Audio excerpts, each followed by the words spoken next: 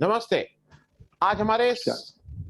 टॉकाथॉन fourth four में आप सबका स्वागत है। हमेशा की तरह हम लोग इस बार जो बेसिक थीम है जिसमें सारी बातचीत दिन भर चलेगी, वो मूल रूप से थीम है 75वीं स्वतंत्रता दिवस, journey and destination where are we. ये मैं थोड़ा बता दूं क्योंकि ये 75वीं का थोड़ा दिक्कत है। अभी उद्धव जी के ऊपर उसी पे बहुत ज्यादा हमला भी हो गया। मेरी सतीश झा साहब से बात हो रही थी तो इन्होंने भी 75th इंडिपेंडेंस डे, 75 ईयर्स, ये दोनों में भाई 74 साल हुए हैं, 75th इंडिपेंडेंस डे है, इत्यादि इत्यादि ये सब बात हो रही है। मैं स्वागत करूंगा क्योंकि यशवंत सिन्हा साहब आ गए हैं हमारे साथ। आज का इस पूरी चर्चा का शुभारंभ आप ही को करना था और आपसे आशीर्वाद लेके फिर हम लोग दिन भर इसकी बात करेंगे। बहुत बहुत स्वागत है सर आपका। धन्यवाद। मैं जब आज एक चीज मुझे नहीं पता लगी, क्योंकि मैं आपके बाद जो मेरे साथ सेशन में रहेंगे सतीश झा साहब और प्रोफेसर अजीत झा साहब, ये दोनों लोगों का कहीं कहीं शिक्षा से संबंध है। और मुझे जब मैं अभी वो पता लगा कि आपने पहली चीज जो शुरू की थी, आप भी शिक्षक रहे हैं, ये मुझे नहीं पता था। पॉलिटिकल साइंस पटना विश्वविद्यालय में पढ़ाया, तो मुझे ये लगा कि आज शिक्षकों के बीच मैं तो आपको हरदम एक फाइनेंस जानकार के रूप में, विदेश मंत्रालय के जानकार के रूप में जानता था, लेकिन शिक्षक का आप रहे हैं ये मुझे आज पता लगा। सर आपका एक लंबा एक्सपीरियंस रहा है फॉरेन अफेयर्स में, आपका लंबा एक्सपीरियंस रहा है फाइनेंस मिनिस्ट्री में। और मैं सार्वजनिक रूप से एक चीज बात बताऊं, मुझे बहुत दिनों तक, जब मैं आप 74-75 में जब आप कुछ कुछ फॉरेन की चीजें बॉन में और कहाँ कहाँ आप फ्रैंकफर्ट में, तो मुझे लगता था आप आईएफएस अफसर हैं। क्योंकि बहुत दिनों बाद फिर मुझे लगा कि नहीं नहीं आप आईएएस हैं और आप ये सब आपको कर रहे थे। सर एक चीज आपसे जो ये प्रश्न है वो शुरू कर रहे हैं कि 75वां स्वतंत्रता दिवस मना रहे हैं, जर्नी एंड डेस्टिनेशन। सर आप पॉलिटिक्स में आए जेपी के प्रभाव से, जेपी से प्रभावित होकर, चंद्रशेखर जी के साथ आपने अपनी इनिंग शुरू की राजनीतिक सफर, और फिर आपने बीजेपी ज्वाइन कर लिया 96 में। 2009 में आपने वहां वाइस प्रेसिडेंटशिप से रिजाइन किया और 2018 में छोड़ा। मैं थोड़ा एक चीज ये समझना चाहूंगा, क्योंकि आज के रेफरेंस में खास करके भाजपा एक अटल जी की भाजपा थी जो हम लोगों ने देखा, हम लोगों ने महसूस किया। मुझे श्यामा प्रसाद मुखर्जी की, मैं बहुत छोटा था, उसका कोई ज्ञान नहीं है, जनसंघ का थोड़ा थोड़ा ज्ञान है। और एक अभी मोदी जी की भाजपा हो रही है। सर आपको दोनों में क्या फर्क लगता है, क्या फर्क है? पहले कि मैं इस बहुत महत्वपूर्ण प्रश्न का जवाब दूं, मैं आपसे कहना चाहूंगा कि आपने बिल्कुल सही फरमाया कि मैंने जब पटना विश्वविद्यालय से एमए की परीक्षा पास की तो 2 साल तक आईएएस माने के पहले मैं वहाँ राजनीति शास्त्र यानी पॉलिटिकल साइंस का शिक्षक रहा और 6 पीढ़ियों को एक तरह से मैंने पढ़ाया, क्योंकि फर्स्ट ईयर से लेके फाइनल ईयर एमए तक मैं कोर्सेज लेता था। और शायद कुछ लोग मेरे खिलाफ कंप्लेन करते हैं कि उसी अनुभव के चलते मैं जिंदगी भर एक शिक्षक ही रह गया, उससे निकल नहीं पाया। खैर जो भी हो, फिर लंबा सफर रहा, राजनीति में भी आया, पार्टियों को भी बदला, चंद्रशेखर जी के साथ राजनीति शुरू की और आज भी हमारे लिए वो उनकी गिनती मैं देश के बड़े बड़े नेताओं में करूंगा। अटल जी के साथ काम करने का मौका मिला बहुत नजदीक से। अब मैं आपके प्रश्न पर आता हूं कि अटल जी और मोदी जी के भाजपा में क्या अंतर है। वही एक बहुत महत्वपूर्ण अंतर है जिसके चलते मैं भाजपा छोड़ने पर मजबूर हुआ। मैं एक आपको बात बताता हूं कि अटल जी, आप जानते हैं कि एक कैबिनेट कमेटी ऑन सिक्योरिटी होते हैं, सुरक्षा मामलों की कैबिनेट कमेटी। अटल जी के समय में उस सुरक्षा समिति जिसमें केवल 5 लोग होते हैं प्रधानमंत्री को लेकर, तो प्रधानमंत्री और आडवाणी जी, यही तो उसमें पुराने भाजपाई थे। जसवंत सिंह पुराने भाजपाई नहीं थे, मैं पुराना भाजपाई नहीं था, और जॉर्ज फर्नांडिस तो खैर दूसरी पार्टी के ही सदस्य थे और रक्षा मंत्री होने के नाते वो सुरक्षा समिति में थे। तो इससे क्या एक संदेश जाता है? इससे संदेश ये जाता है कि जो सबसे महत्वपूर्ण कमेटी है कैबिनेट की, उसमें 3 लोग या तो हाल में आए हुए भाजपाई थे, नॉन आरएसएस बैकग्राउंड के थे, या दूसरी पार्टी के थे। ये एक उदार चरित्र दिखाता है। मैं आपसे कहना चाहूंगा कि अटल जी एक उदार चरित्र के व्यक्ति थे। लंबा अनुभव था जीवन का उनको, बहुत दिन तक पार्लियामेंट में रहे थे, इसलिए पार्लियामेंट के लिए उनके मन में बहुत सम्मान था। और बहुत सारे उदाहरण हैं जहां उन्होंने इस सम्मान को बरकरार रखने के लिए कदम उठाए। और दूसरी बात कि वो सबको मिलाकर चलते थे। 22 पार्टियों की जो 22 पार्टियों की सम्मिलित सरकार थी, वो बिना सहमति को तो नहीं चल सकती थी। तो Atal ji was a consensus builder, और कंसेंसस के आधार पर वो पार्टी को भी चलाते थे, सरकार को भी चलाते थे। और अगर मैं आपसे कहूं कि मोदी जी की जो भाजपा है, इसमें कंसेंसस नाम की कोई चीज ही नहीं है। आपको पता है कि भारतीय जनता पार्टी में एक राष्ट्रीय कार्य समिति होती है, और ये मैंडेटेड है भारतीय जनता पार्टी के संविधान के अनुसार कि हर 3 महीने पर उसकी बैठक हो। कब से बैठक नहीं हुई है, मैं जाकर चेक कर रहा था कहीं, तो मुझे पता चला कि शायद 2019 के बाद से भारतीय जनता पार्टी की कार्य समिति की बैठक ही नहीं हुई है। कैबिनेट का क्या हश्र है, कैबिनेट मंत्रियों का क्या हश्र है, आप देख रहे हैं। तो इस तरह सरकार ठीक से नहीं चलती है। चलने को तो सब कुछ चल ही जाता है इस देश में, लेकिन सरकार भारत जैसे देश में सहमति के आधार पर, कंसेंसस के आधार पर ही चलेगी।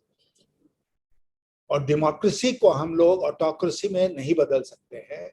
अगर बदलने का प्रयास करेंगे तो लगेगा कि कुछ समय के लिए हम सफल हो रहे हैं, लेकिन लोग इसको रिजेक्ट कर देंगे, अस्वीकृत कर देंगे जब समय आएगा। तो जी, मैं वैसे इसी से एक प्रश्न और छोटा सा है, क्योंकि मेरे मन में कई बार आया, ये जितने आपने सीसीएस के जो 5 लोग होते हैं, प्रधानमंत्री के अलावा 4 और मंत्रालय, मुझे हरदम ये लगता है ये बहुत हैवी वेट लोग होते थे। और हिंदुस्तान की हरदम आप कल्चर, हिंदुस्तान का जो फॉरेन मिनिस्टर है, वो सारे प्रधानमंत्री विद एन एक्सेप्शन ऑफ देवे गौड़ा जी, हर एक आदमी कभी ना कभी विदेश मंत्रालय संभाला है। विदेश मंत्रालय इतना अहम था। हिंदुस्तान का फाइनेंस मिनिस्टर, आज की सीसीएस में अगर आप देख लीजिए तो राजनाथ सिंह साहब और मोदी जी के अलावा जो बाकी अमित शाह साहब या निर्मला सीतारमण जी या एस जयशंकर साहब, मैं उनकी कॉम्पिटेंस की बात नहीं कर रहा हूं, मैं उनके पॉलिटिकल वेट की बात कर रहा हूं। जैसे कोई भी जो पार्टी होती है, आप सब लोग अपने आप लोकसभा का इलेक्शन जीत सकते थे, पार्टी ना हो तो दूसरी पार्टी से भी जीत सकते थे, एक अपना जनाधार था। तो आप एक जब कहीं जाते थे तो एक वेट के साथ जाते थे। मैं कई बार इस बात को कहा हूं कि जयशंकर साहब बहुत कॉम्पिटेंट, बहुत केपेबल अफसर हो सकते हैं, लेकिन जब वो कहीं जाके बैठते होंगे तो उनके पास वो पॉलिटिकल वेट नहीं है। इसको आपको लगता है कि कहीं हमने इसको भी अपना रास्ता खोया है इसमें? देखिए, वर्तमान विदेश मंत्री जो हैं वो ग्लोरीफाइड फॉरेन सेक्रेटरी, उससे ज्यादा कुछ नहीं है जी। और कोई भी प्रधानमंत्री चाहे तो वो किसी को राज्यसभा में ला सकता है अपने पार्टी से, और उसको कोई मंत्रालय दे सकता है। तो जयशंकर जी के साथ वही हुआ। तो उनके कॉम्पिटेंस पर आपने भी टिप्पणी नहीं की, मैं भी टिप्पणी नहीं कर रहा हूं, लेकिन जहां तक पॉलिटिकल वेट का सवाल है, वो पॉलिटिकल वेट नहीं है। और मैं आपसे अपने व्यक्तिगत अनुभव के आधार पर एक बात और कहना चाहूंगा कि आप दुनिया के दूसरे देशों के साथ जब डील करते हैं तो सरकार का पॉलिटिकल वेट और व्यक्ति का पॉलिटिकल वेट, दोनों मिलाकर लोग आपको आंकते हैं। मैं आज तक शायद मैं अकेला विदेश मंत्री हूं भारत का जिसको कि राष्ट्रपति बुश ने व्हाइट हाउस के ओवल रूम में बुलाकर बैठाकर बातचीत की। अकेला विदेश मंत्री, वो फोटो अभी भी मेरे पास है। तो क्यों किया? इसलिए किया कि हम विदेश मंत्री थे एक भारी भरकम सरकार के। अटल जी की बड़ी इज्जत थी दुनिया के देशों में, वो कोई भी ग्लोबल हाई टेबल नहीं था जिस पर अटल जी नहीं बैठते थे, जिस पर कि अमेरिका के राष्ट्रपति बैठेंगे, रूस के राष्ट्रपति बैठेंगे, फ्रांस और ब्रिटेन के राष्ट्रपति या प्रधानमंत्री बैठेंगे। उस टेबल पर अटल जी को आवश्यक रूप से बुलाया जाता था बैठने के लिए। तो हम लोग सब भारतीय होने के नाते गौरवान्वित महसूस करते हैं। आज क्या फर्क है? आपने कहा कि फाइनेंस का अनुभव, विदेश मंत्रालय का अनुभव, ये फैक्ट है कि मोदी जी को नहीं था। वो तो एक स्टेट के चीफ मिनिस्टर रहे, भारत सरकार में या पार्लियामेंट में कभी काम करने का मौका नहीं मिला उनको, जो भी कारण रहा हो। तो इसीलिए मुझे लगता है कि जब मोदी जी प्रधानमंत्री बने तो उन्होंने विदेश नीति को इतना पर्सनलाइज कर दिया कि सब कुछ उनके इर्द गिर्द घूमने लगा। विदेश नीति का मतलब मोदी जी का विदेश जाना, वहां जो भी बातचीत हो, उसके अलावा नॉन रेजिडेंट इंडियंस को संबोधित करना, देश में उसका जबरदस्त प्रचार करना, लाइव टीवी पर लगातार दिखाना। विदेश नीति जो है वो क्या है? हर देश की विदेश नीति अपने देश के हितों की सुरक्षा के लिए बनी है, व्यक्ति के हितों की सुरक्षा के लिए नहीं, देश के हितों के लिए की सुरक्षा के लिए। इसमें पर्सनालिटी फैक्टर्स आते हैं जाते हैं, लेकिन अगर मोदी जी की बड़ी मित्रता थी ओबामा से, तो अगर मोदी जी ओबामा के साथ मित्र थे तो आज ओबामा कहाँ है? अगर मोदी जी ट्रम्प के साथ मित्र थे तो आज ट्रम्प कहाँ है? तो इसलिए मित्रता कुछ ही दूर तक जाती है, उसके आगे नहीं जाती, उसके आगे देश जाता है। मोदी जी की विदेश नीति के बारे में मेरी सबसे बड़ी शिकायत यह है कि उन्होंने विदेश नीति को पर्सनलाइज कर दिया और इवेंट मैनेजमेंट में उसको कन्वर्ट कर दिया। जी, मैं उसमें एक चीज और जोड़ दूं। भाजपा के one of the most competent मंत्री और सुषमा स्वराज जी विदेश मंत्री बनाई गई और उनको एक तरह से किनारे कर दिया गया। वो केवल वीसा और पासपोर्ट के चक्कर में रह गए नहीं, और जबकि बहुत कॉम्पिटेंट थी, जो प्राइम मिनिस्टर की रेस में थी, जो नेता विरोध पक्ष नहीं थी, जिनके पास एक लंबा अनुभव था, जिनकी पार्लियामेंट में इज्जत थी, जिनकी विरोधियों में इज्जत थी। लेकिन खैर, एक बात जब और आपसे समझना चाहेंगे कि हमारे पिछले 7-8-10 साल में अपने अपने पड़ोसियों से इतने संबंध क्यों खराब हो गए हैं। एक बार वो राजीव गांधी के चक्कर में वहां नेपाल का जरूर हुआ था कुछ एक संबंध खराब, लेकिन इतने खराब तो किसी से नहीं रहे। आज की तारीख में हमारे सारे पड़ोसियों से संबंध खराब। नहीं, ये तो हमारी बड़ी भारी विफलता है विदेश नीति की। जब मैं विदेश मंत्री बना और मैं अटल जी के पास गया, कि क्योंकि उनका बहुत लंबा अनुभव था विदेश मंत्रालय का भी और विदेश नीति का भी, तो मैं उनके पास गया। मैंने कहा कि आपका क्या आदेश है, मैं कैसे चलूं विदेश मंत्रालय में। उन्होंने पता है मुझसे क्या कहा? उन्होंने मुझसे कहा कि यशवंत जी, सबसे पहले आप पड़ोस की ओर ध्यान दीजिए। अगर पड़ोसियों के साथ आपके संबंध अच्छे हैं तो बाकी लोगों के साथ संबंध जैसे के तैसे चल सकते हैं, लेकिन पड़ोसियों के साथ संबंध अच्छा होना चाहिए। और उसी एडवाइस को मानते हुए मैंने पहली अपनी विदेश यात्रा की मालदीव्स में गया। मालदीव्स के बाद श्रीलंका गया, श्रीलंका के बाद बांग्लादेश गया, नेपाल गया। पाकिस्तान के साथ हमारे संबंध इसके योग्य नहीं थे कि मैं वहां तुरंत जाता, और उसके बाद मैं अफगानिस्तान गया।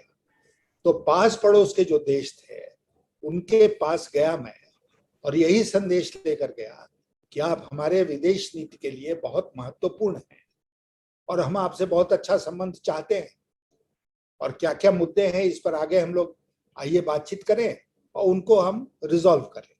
तो इसका एक बड़ा अच्छा असर हुआ, और उस समय बाय एंड लार्ज मैं कहूंगा कि पड़ोसियों के साथ पाकिस्तान छोड़कर हम लोगों के संबंध बहुत अच्छे थे। तो क्यों गड़बड़ा गया?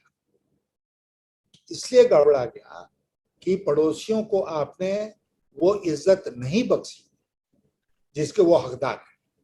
और सबसे बड़ी बात जो विदेश नीति में है कि वो छोटा से छोटा मुल्क क्यों ना हो, कमजोर से कमजोर मुल्क क्यों ना हो, आप उसकी कितनी भी मदद क्यों ना करते, जब आप उससे बातचीत करने के लिए बैठेंगे तो उसको बराबरी का दर्जा देंगे। बराबरी के आधार पर ही बातचीत होगी।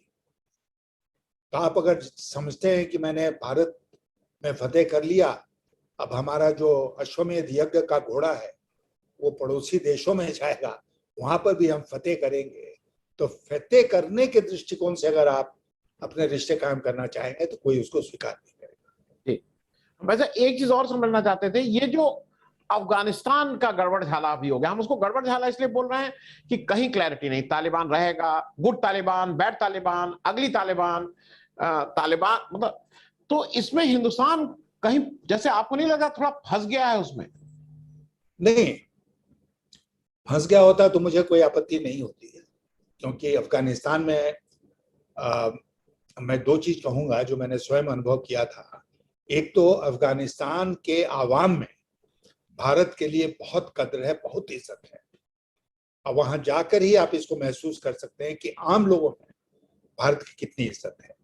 दूसरा जो हमारा सबसे बड़ा एसेट है वो ये है कि हमने अफगानिस्तान में बहुत विकास का काम किया है। किसी दूसरे देश ने, न चीन ने, न अमेरिका ने, न पाकिस्तान की तो बात छोड़ी, किसी दूसरे देश ने उतना विकास का काम अफगानिस्तान में नहीं किया है जितना हम लोगों ने किया है।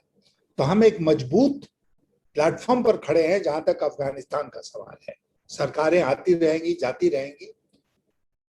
एक वेट एंड वॉच की नीति पर भारत सरकार अभी चल रही है, क्योंकि उनका कहना है कि अफगानिस्तान एक अनिश्चित दौर से गुजर रहा है। लेकिन मैं कहूंगा कि आज वेट एंड वॉच की नीति खत्म होनी चाहिए। अब हमें अपनी अफगानिस्तान के बारे में जो पॉलिसी है उसमें कुछ स्पष्टता लानी चाहिए, और स्पष्टता किस आधार पर हो, और ये पूरे विश्व में ये नीति हमको चलानी चाहिए। हम आज सिक्योरिटी काउंसिल के सदस्य हैं, वहां इसकी बात करनी चाहिए कि भारत उसी सरकार को मान्यता देगा जो प्रजातांत्रिक तरीके से वहां चुनकर आई है। अगर वो बलपूर्वक उसने कब्जा कर लिया है तो उसको हम मान्यता नहीं देंगे। और मैं आपको बताऊं, कॉमनवेल्थ जिसके हम सदस्य हैं उसमें एक मार्लबरो हाउस रूल्स है, और मार्लबरो हाउस रूल्स के मुताबिक अगर कॉमनवेल्थ का कोई भी देश प्रजातंत्र को समाप्त करने का प्रयास करता है, मूल्यों को का हरास करता है, मिलिट्री टेक ओवर होता है, तो तुरंत उसकी माने उसको सस्पेंड कर दिया जाता है। और मुझे याद है कि जब मैं विदेश मंत्री था तो मुशर्रफ साहब ने पाकिस्तान के ऊपर कब्जा किया था और पाकिस्तान को कॉमनवेल्थ ने सस्पेंड कर दिया था। तो हम उसके सदस्य हैं। मार्लबरो हाउस रूल्स के अनुसार हमको, मैं मानता हूं कि चलना चाहिए। सरकार दूसरे देश में जो बनती है वो अगर प्रजातांत्रिक आधार पर बनती है या वादा करके आती है कि हम 6 महीने के भीतर चुनाव कराएंगे और बलपूर्वक वहां शासन में नहीं रहना चाहती है, तो उस सरकार को हम मान्यता देंगे। अगर सरकार बल का प्रयोग करके वहां शासन चलाती है, ह्यूमन राइट्स का वायलेशन करती है, वहां पर आतंकवाद को प्रश्रय देती है, वहां महिलाओं के साथ अत्याचार होता है, तो ऐसी सरकार को हमको मान्यता नहीं देनी चाहिए। तालिबान कितने कब्जे में है अफगानिस्तान के? पंशीर वैली की बात छोड़ दीजिए, अभी जो घटना घटी, अगर खोरासान के उसके पीछे है तो बड़ी तकलीफ की बात है, क्योंकि फिर से अफगानिस्तान एक जन्मभूमि बन रही है टेररिस्ट ग्रुप्स की। तो तालिबान को आगे चलकर दिखाना पड़ेगा कि वो इसके खिलाफ है। हम इंतजार करेंगे कि वो किस तरह की सरकार बनाती है। हमें इंतजार करना चाहिए कि हम उस सरकार को मान्यता देंगे कि नहीं देंगे, ह्यूमन राइट्स और महिलाओं का क्या होता है। लेकिन आज हमें अपनी नीति स्पष्ट करनी चाहिए और कहना चाहिए कि अगर ये सब होगा आने वाले दिनों में तब हम सरकार को मान्यता देंगे, अगर ये सब नहीं होगा तो मान्यता देने का सवाल नहीं वैसे मैं थोड़ा एक विषयांतर इसलिए कर लूं, मैं फिर अफगानिस्तान का आना चाहूंगा।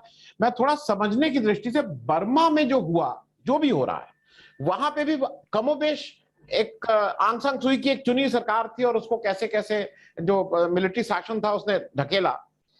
और हम लोगों ने भी जब उनके जनरल साहब आए थे उनको राष्ट्राध्यक्ष का वो दिया था, उनकी जो आदर और सत्कार किया गया था।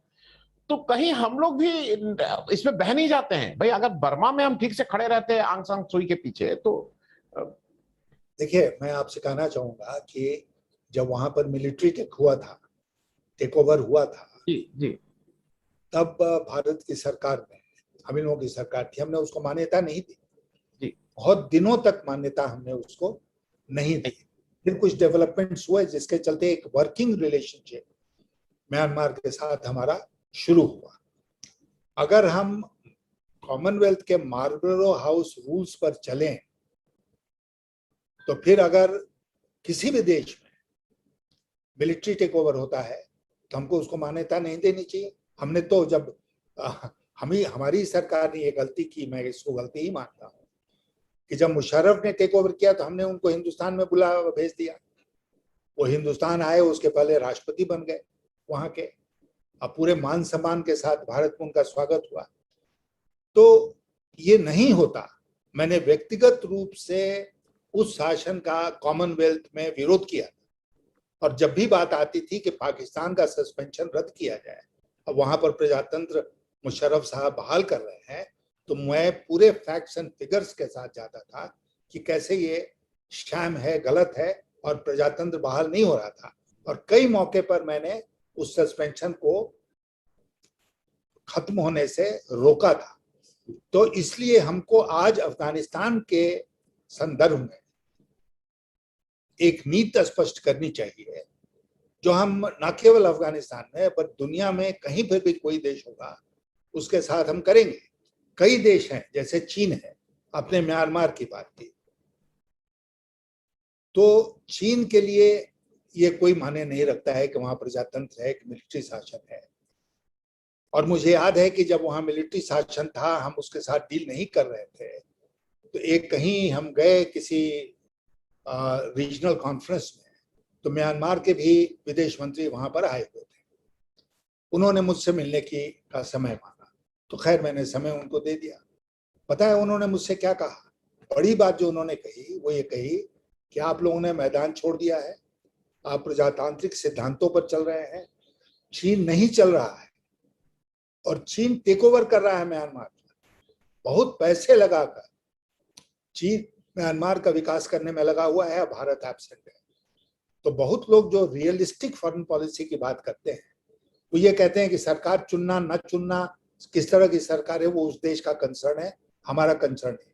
वहां जो भी सरकार सत्ता में होगी उसके साथ हम डील करेंगे। ये एक विचारधारा है। दूसरी विचारधारा जो है वो ये है कि जब वो सरकार मान्यता प्राप्त होगी या प्रजातांत्रिक होगी तभी हम उसको मान्यता देंगे। जी एक और अभी स्टेटमेंट जब ये सब समस्या चल रही थी तब आया कि हमारी तरफ से आया कि हम लोग अफगानिस्तान में रहने वाले हिंदू और सिखों के हित की रक्षा करेंगे। ये बहुत आसानी से हो सकता था कि भाई any Indian staying in Afghanistan की रक्षा करेंगे। तो क्या इसका कोनोटेशन कहीं ना कहीं इलेक्शन था? नहीं तो सरकार जो कुछ करती है जी वो धर्म के आधार पर करती है, मजहब के आधार पर करती है। अभी उत्तर प्रदेश का चुनाव आने वाला है, इन्होंने सीएए बनाया, ठीक है ना? तो सीएए जब बनाया तो मैंने बड़ा उस विषय का अध्ययन किया, देश में एक यात्रा भी निकाली उसके खिलाफ, क्योंकि मेरे पास जो एग्जिस्टिंग कानून था सिटीजनशिप का, उसी में प्रावधान है कि भारत सरकार चाहे तो सिटीजनशिप दे सकती है। नया कुछ धर्म पर आधारित लाने की जरूरत थी ही नहीं। और आप जानते हैं कि अभी तक वो कानून लागू नहीं हुआ है ना, उसके रूल्स ही नहीं बने, अभी तक रूल्स नहीं बने। जी नोटिफाई हो गया लेकिन रूल्स अभी तक नहीं बने। और बार बार रूल्स कमेटी ऑफ पार्लियामेंट के सामने सरकार जाती है कि मुझे और वक्त दीजिए, मुझे और वक्त दीजिए, हम रूल्स बनाएंगे। तो इतनी जल्दी थी उसको बनाने की, और उसके बाद उन्होंने क्या किया? बनने के बाद उसको लागू ही नहीं किया। और मैं आपसे कहूं कि लागू नहीं हो सकता है। लेकिन वापस आते हैं उस विषय पर कि कैसे हम ऑलरेडी एग्जिस्टिंग कानून जो है उसके अनुसार हम किसी भी धर्म के शरणार्थी को जो दूसरे देश से आया है उसको हम नागरिकता दे सकते हैं। इसमें कोई नया कानून, किसी नए कानून की जरूरत नहीं है। मैं एक और चलते चलते वैसा आपसे बात करना चाहूंगा थोड़ा आपके वित्त, क्योंकि आप देश के वित्त मंत्री रहे हैं, आपने बजट पेश किया है। एक अभी नया चीज अभी 2-4 दिन पहले आया, मोनेटाइजेशन। ये नए नए टर्म्स आते हैं और मुझसे बताया ही जा रहा है कि तुम अपने घर में तो नहीं रह पाओगे अगले 99 साल, लेकिन घर तुम्हारा ही रहेगा। तो ये क्या मोनेटाइजेशन है? मतलब आम आदमी को हम क्या समझें क्या मोनेटाइजेशन? मैं मतलब मेरा घर बेच दिया गया कि नहीं बेचा गया? देखिए, एक तो डिमोनेटाइजेशन के सरकार ने, जी उसका नतीजा देश के सामने है। जी। अब वो मोनेटाइजेशन कर रहे हैं। तो मोनेटाइजेशन का मतलब क्या हुआ? सबसे पहला मैं जो समझता हूँ ये है कि ये मेरी परिसंपत्ति है, ये मेरी फैक्ट्री है, मेरी इंडस्ट्रियल यूनिट है, मैं इसको चलाने में असमर्थ हूं। तो फर्स्ट जो एडमिशन है सरकार का वो ये है कि हम इनकॉम्पिटेंट हैं। और एक सरकार जो 7 साल से भारत में राज कर रही है, उसका ये मानना है कि हम इनकॉम्पिटेंट हैं, हम इनको ठीक से नहीं चला सकते हैं। इसलिए हम मोनेटाइज करने का मतलब क्या हुआ? मोनेटाइज करने का मतलब ये हुआ कि हम किसी प्राइवेट सेक्टर को, जिसमें विदेशी भी है, उनको ये परिसंपत्ति सौंप देंगे और उनसे एक मुश्त हम रकम ले लेंगे। और वो रकम, ये लोग कहते हैं कि 6 लाख करोड़ होगा, पता नहीं किस बेसिस पर कैलकुलेशन हुआ है, कि क्योंकि उन परिसंपत्तियों से कुछ तो इनकम हो रहा है आज के दिन। ऐसा तो नहीं है कि बिना सब घाटे में चल रही हैं या ऐसा हो रहा है। तो पहला है एडमिशन ऑफ फेलियर, कि हम इनकॉम्पिटेंट हैं, हम इसको नहीं चला सकते। दूसरा कि हम प्राइवेट सेक्टर को इतना काबिल मानते हैं कि हम समझते हैं कि वो जिस चीज को छुएगी उसका मीडास टच है और वो सोना बन जाएगा। इस देश का आर्थिक इतिहास उठाकर देखिए आप, तो वो पिटा है प्राइवेट सेक्टर के फेलियर्स के साथ, शुरू से लेकर अंत तक। अब तो वो चीज नहीं है। एक bureau of industrial and financial restructuring होता था पुराने जमाने, BIFR, जो इसीलिए बनाया गया कि जो प्राइवेट सेक्टर की कंपनियां फेल हो जाएं, उनको BIFR में रेफर करके फिर से कैसे उसको हम रिवाइव कर सकते हैं, सरकार का कितना पैसा लगेगा, इसकी जांच की जाए। तो प्राइवेट सेक्टर में ऐसी कौन सी बात है कि वो जिस चीज को छुएगी वो प्रॉफिटेबल हो जाएगा? ऐसा कोई इतिहास नहीं है। लेकिन इनको पता नहीं क्यों इतना विश्वास है। और जो देश की जनता कह रही है आज के दिन कि एक्चुअली प्राइवेट सेक्टर सच में इनका विश्वास नहीं है, प्राइवेट सेक्टर के एक दो प्लेयर्स हैं जिसमें इनका विश्वास है, और उनको ये सब परिसंपत्ति हैंड ओवर करके, जो इतनी मुश्किल से टैक्स पेयर्स के मनी के साथ हमने बनाया, उसको ये हैंड ओवर करके निवृत्त हो जाएंगे। और 99 साल का मतलब क्या हुआ? 99 साल में ना आप रहेंगे ना हम रहेंगे, जिसने बेचा वो नहीं रहेगा, जिससे खरीदा वो नहीं रहेगा। इससे परमानेंट अरेंजमेंट कुछ हो ही नहीं सकता है। जी। और जब हम लोग लीज लेते हैं जमीन की, तो 33 इयर्स का लीज होता है, कहीं के 99 ईयर का भी। तो पूरा मालिकाना हक हमने ट्रांसफर कर दिया और हम कहते हैं कि नहीं, हम तो मोनेटाइज कर रहे हैं। मेरे मन में एक छोटा सा प्रश्न और है वैसा, मैं इसलिए ये बात कह रहा हूं कि मैं पब्लिक सेक्टर में काम किया और जब भी कुछ ये बिकता है तो मुझे लगता है मेरे पिताजी की संपत्ति बिक रही है। मतलब आई हैव दैट फीलिंग। अगर एक जनरल ये बार बार टैग लगाया जा रहा है कि पब्लिक सेक्टर, सरकारी लोग इनकॉम्पिटेंट, भ्रष्टाचारी, काम नहीं करने वाले हैं, ठीक है, तो अगर ये इनकॉम्पिटेंट, भ्रष्टाचारी प्रबंधक और मैनेजर हैं और जिनकी वजह से बिक रही है, तो कुछ रोक नहीं लगनी चाहिए कि ये लोग उसको ज्वाइन नहीं करेंगे? क्योंकि इनके जितने डायरेक्टर फायरेक्टर हैं ये वहीं से लेके वहां ज्वाइन कर लेते हैं। आज आप किसी को देख लीजिए, जियो में जितने लोग ज्वाइन किए थे वो सब BSNL के सारे डायरेक्टर वहां जाके, तो इनकॉम्पिटेंट डायरेक्टर प्राइवेट उसमें जाके कॉम्पिटेंट हो जाता है। तो ये इस पे भी कहीं सरकार को रोक लगानी चाहिए फिर, अगर ये ईमानदार है इसमें तो। रोक है, रोक है, रोक है कि 2 साल तक आप अपनी सरकारी नौकरी या पब्लिक सेक्टर की नौकरी छोड़ने के बाद आप प्राइवेट सेक्टर नहीं ज्वाइन कर सकते हैं। नहीं तो हर कोई बहुत उदार बन जाएगा, प्राइवेट सेक्टर की मदद करेगा अपने अंतिम वर्षों में, बाद में उसको ज्वाइन कर लेगा। तो ये रोक है, लेकिन सरकार विशेष छूट देती है कभी कभी कि सारी परिस्थितियों को देखते हो भाई इस व्यक्ति को ज्वाइन करने की अनुमति देते हैं, लेकिन अगर उस डिस्क्रिप्शन का आपने सही इस्तेमाल नहीं किया और छूट आप देने लगे as a matter of rule, तो फिर इस नियम का कोई मतलब नहीं रहता है। तो नियम है, नियम पर कायम रहना चाहिए। मैं एक छोटा सा थोड़ा पॉलिटिकल प्रश्न समझ लूं। आप एक राष्ट्रीय परिप्रेक्ष्य में देखते थे, आप राष्ट्रीय राजनीति किए हैं, आपका सारी दृष्टि हो रही है। अभी आपने तृणमूल कांग्रेस ज्वाइन कर ली, जो जिसका इस समय पोजीशनिंग तो भाई एक वेस्ट बंगाल तक सीमित है। हो सकता है नेशनल पर्सपेक्टिव में कोशिश हो रही है कि वो भी कहीं कोई उनका रोल हो। तो क्या हम लोग देख सकते हैं कि आने वाले समय में तृणमूल कांग्रेस का कोई नेशनल रोल भी होगा? बहुत परिवर्तन होगा आज से लेके 2024 के चुनाव के पहले। किसकी क्या भूमिका होगी ये वर्क इन प्रोग्रेस है, और मुझे लगता है कि इस मामले में हमें इंतजार करना चाहिए, देखना चाहिए कि आगे विपक्षी दल जो हैं वो कैसे आगे बढ़ते हैं। मैं मानता हूं और बहुत सावगोशी के साथ इस बात को कह रहा हूं कि विपक्षी दलों को केवल एक साथ आ जाना ही काफी नहीं है। विपक्षी दलों को एक साथ आने के साथ साथ एक ऑल्टरनेटिव विजन डॉक्यूमेंट भी होना चाहिए देश के विकास के लिए, देश की राजनीति के लिए, विदेश नीति के लिए। आप आएंगे तो कैसे चलाएंगे देश को? ये अगर नहीं होता है और केवल ये होता है कि भाई चुनाव के दृष्टिकोण से एक हो जाओ, तो फिर वो 77 वाली हालत होगी कि ये संतरे की तरह बिखर जाएंगे। तो इसलिए ये बहुत जरूरी है। और जब मेरी बात किसी विपक्षी दल के सदस्य से होती है, नेता से होती है, अपने दल में भी, तो मैं इस बात पर बहुत जोर देता हूं कि ये एक vision document, alternative vision document बने। हम क्या करना चाहते हैं, क्यों सत्ता में आना चाहते हैं, ये बताना देश की जनता को बहुत जरूरी है।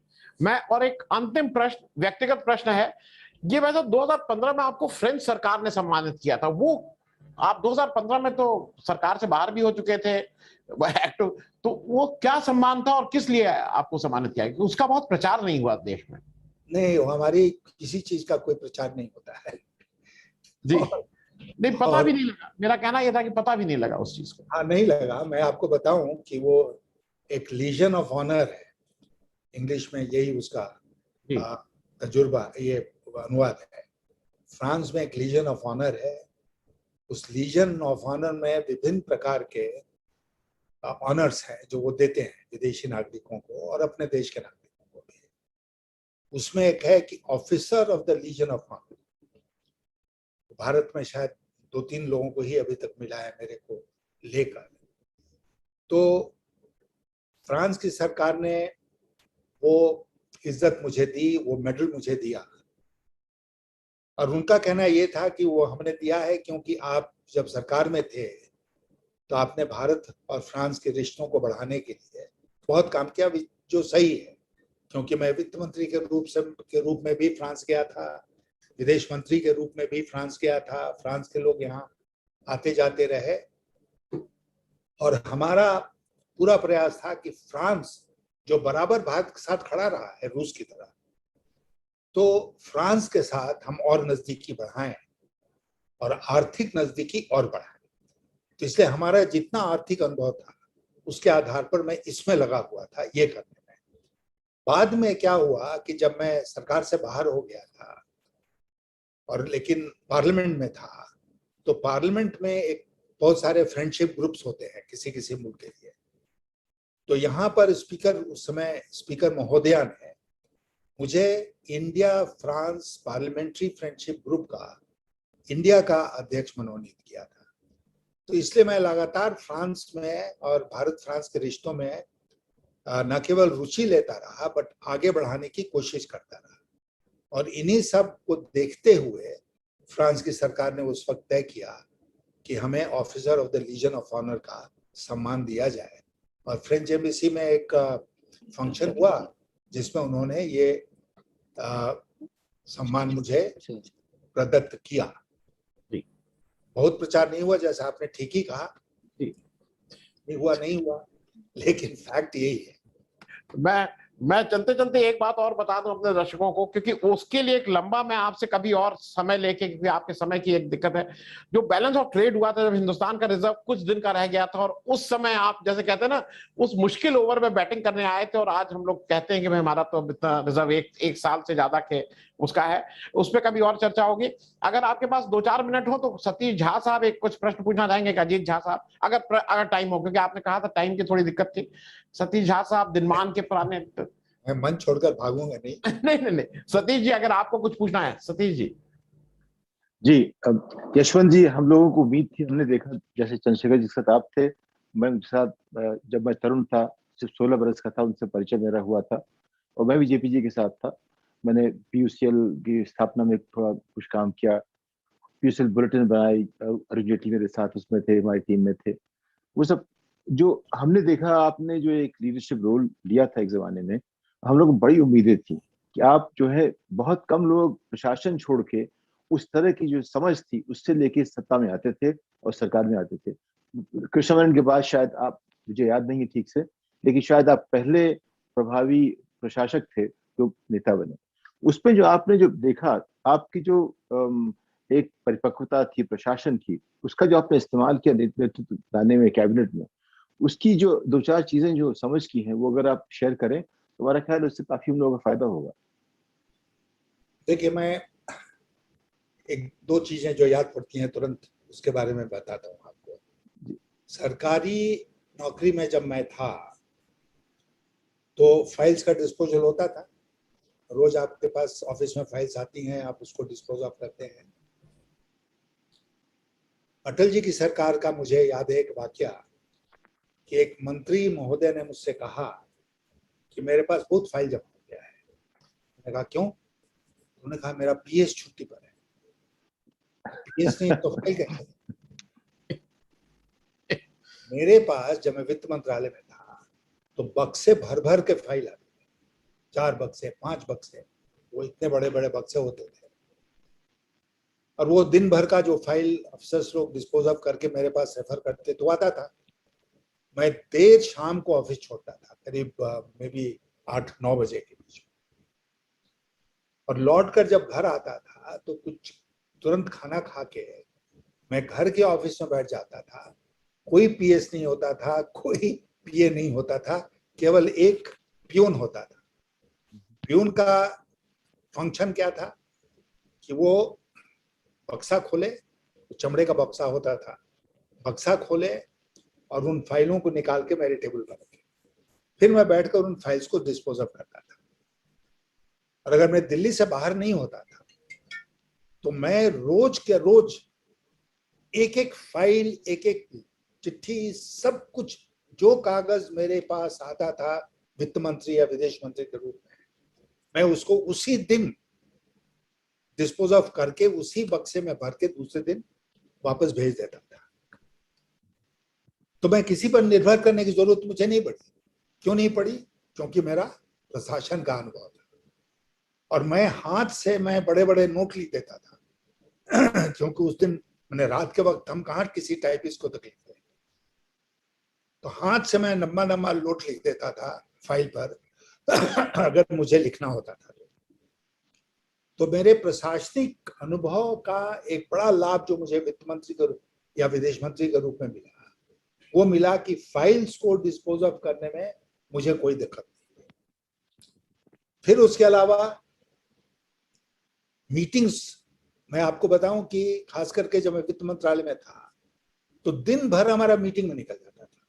यहाँ मीटिंग हो रही है, हमारे यहाँ मीटिंग हो रही है, प्रधानमंत्री के यहाँ मीटिंग हो रही है, लगातार मीटिंग हो रही है, लोग मिलने आ रहे हैं। जब 7:30-8 बजता था तब होश आता था कि भाई अच्छा दिन खत्म हो गया, अब बताओ अब क्या है। तो ये सब करने में मुझे दिक्कत नहीं होती थी क्योंकि मेरा प्रशासनिक अनुभव काम आता था और मैं पढ़कर जाता था मीटिंग। कई बार कैबिनेट में इस तरह के दृश्य हुए कि कुछ मंत्री हमसे नाराज हो जाते थे अगर मैं कोई पॉइंट ऑफ व्यू रखता था तो। अटल जी नहीं नाराज होते थे, लेकिन कुछ मंत्री हमसे बहुत नाराज हुए। क्या क्या मतलब है आपका ये कहने का? तो मैं प्रधानमंत्री को संबोधित होकर कहता था कि प्रधानमंत्री जी, जब तक आपने मुझे ये जिम्मेदारी वित्त मंत्रालय की दी हुई है, तब तक मैं इस जिम्मेदारी का निर्वहन करूंगा, और ये मेरी जिम्मेदारी है कि मैं इसमें जो कमजोरियां हैं, कमियां हैं, खामियां हैं, उसको पॉइंट आउट करूं कैबिनेट में भी, और मैं कर रहा हूं। ऐसे मौके आए, मैं आपको एक बिना विस्तार में गए बताना चाहता हूं। एक मसला था, कैबिनेट के सामने आ रहा था, उसमें स्वयं प्रधानमंत्री कार्यालय इंटरेस्टेड था, और जब मैं कैबिनेट रूम में जा रहा था तो प्रधानमंत्री के जो कार्यालय के प्रिंसिपल सेक्रेटरी थे, उन्होंने मुझे रोक कर कहा बाहर कि यशवंत जी, इस प्रस्ताव का विरोध मत कीजिएगा।